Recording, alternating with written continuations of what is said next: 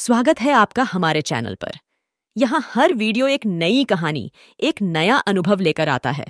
जुड़िए हमसे और साझा करें इस सफर को, जहाँ हर क्लिक एक नया परिचय होता है।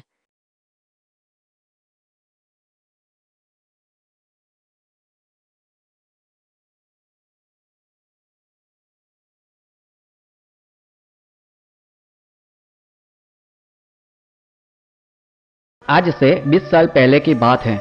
यह कहानी राजस्थान के छोटे से गांव गिरवा की है।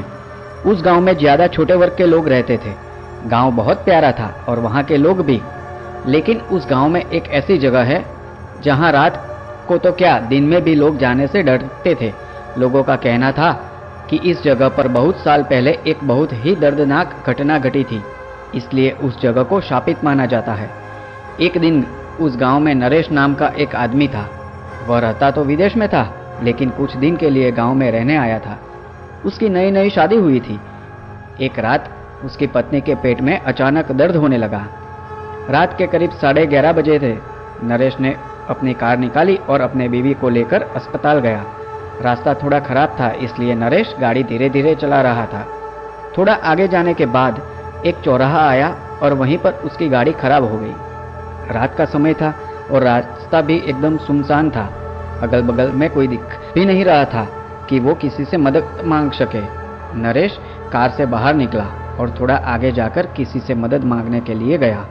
वहां पर सिर्फ 5-6 घर थे और वो भी सुनसान।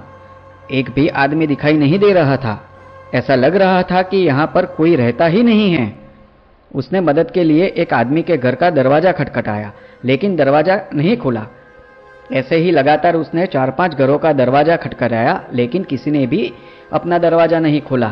उधर गाड़ी में उसकी पत्नी दर्द से तड़प रही थी।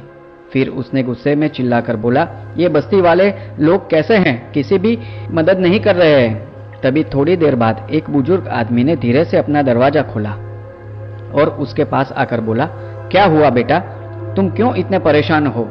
नरेश ने उस बूढ़े बाबा को अपनी परेशानी बताई। फिर वह बूढ़ा आदमी बोला, इसमें मैं तुम्हारी कोई नहीं मदद कर सकता बेटा। वैसे भी मैं अकेले रहता हूँ। अगर मैं कोई मदद कर सकता तो जरूर करता। तुम किसी और से मदद मांग लो। इतना कहकर अपना दरवाजा बंद कर दिया। नरेश उस आदमी की बात सुनकर उदास हो गया, लेकिन वह हिम्मत नहीं हारा। फिर दोबारा उसने किसी दूसरे का दरवाजा खटखटाया। ऐसे वो 4-5 लोगों के घर के दरवाजे खटखटाए, लेकिन किसी ने भी दरवाजा नहीं खोला। नरेश गुस्से में चिल्लाकर बोलने लगा कि यहाँ के लोग कैसे हैं, किसी की भी मदद नहीं करते हैं। लेकिन किसी का कोई जवाब नहीं आया। फिर वो उदास होकर एक चबूतरे पर बैठ गया। थोड़ी देर बाद एक दरवाजा खुला। नरेश खुश हो गया और दौड़ के उस दरवाजे के पास गया तो देखा कि वहाँ एक बूढ़ी औरत खड़ी थी। वो उसको देखकर बोली, बेटा तुम इतनी रात को यहाँ क्या कर रहे हो? नरेश ने उस औरत को अपनी सारी बात बताई तो उस औरत ने कहा, तुम्हें अब चिंता करने की जरूरत नहीं है, मैं तुम्हारी मदद करूंगी। पिछले 20 साल से मैं नर्स का काम करती थी, अब बूढ़ी हो गई हूँ, इसलिए काम छोड़ दिया है। जाओ और जल्दी से अपनी पत्नी को यहाँ ले आओ। नरेश दौड़कर गया और अपनी पत्नी को लेके आया। उस औरत ने स्नेहा की नाभि देखी और नरेश को कुछ दवाइयाँ लाने को कहा। अब नरेश दवाइयाँ लेने गया, लेकिन वहाँ उस सुनसान इलाके में कोई भी दवा की दुकान खुली नहीं दिखी। नरेश लगभग 2 घंटे से दवाई की दुकान ढूंढकर थक गया, लेकिन कहीं भी उसको दुकान नहीं दिखी। आखिर में वो निराश होकर वापस उस औरत के पास आ गया। जब वो वहां पहुंचा और उस बूढ़ी औरत के कमरे की ओर देखा तो चौंक गया। उसने देखा कि उस कमरे के दरवाजे पर तो ताला लगा हुआ है। वो एकदम घबरा गया और पड़ोस में रहने वाले लोगों को चिल्ला चिल्ला कर जगा दिया और उसने पूछा कि अभी थोड़ी देर पहले इस कमरे में एक बुढ़िया औरत थी। अपने बीमार पत्नी को उसके पास छोड़कर दवाई लेने के लिए गया था और जब मैं वापस आया तो देखा कि यहाँ पर ताला लगा हुआ है। क्या आप लोगों को पता है कि वो कहाँ गई? नरेश की ये बात सुनकर वहाँ पर मौजूद सारे लोग घबरा गए और फिर बोले कि ऐसा हो ही नहीं सकता, क्योंकि कई साल पहले वो औरत मर चुकी है। लोगों की ये बात सुनकर नरेश को घबराहट होने लगी और वह चिल्ला चिल्ला के रोने लगा। फिर उसने पत्थर मार मार कर ताला तोड़ा और फिर अंदर गया तो देखा उसकी पत्नी मर चुकी थी।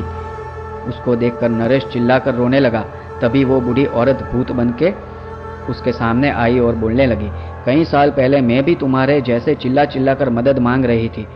जब कुछ गुंडे मेरी बेटी को उठाकर ले जा रहे थे। इस बस्ती के एक भी इंसान ने मेरी मदद नहीं की और मैं अपनी बेटी के वियोग में तड़प तड़प कर मर गई। और तब से लेकर आज तक यहाँ कोई किसी की मदद नहीं करता है और ना ही करेगा।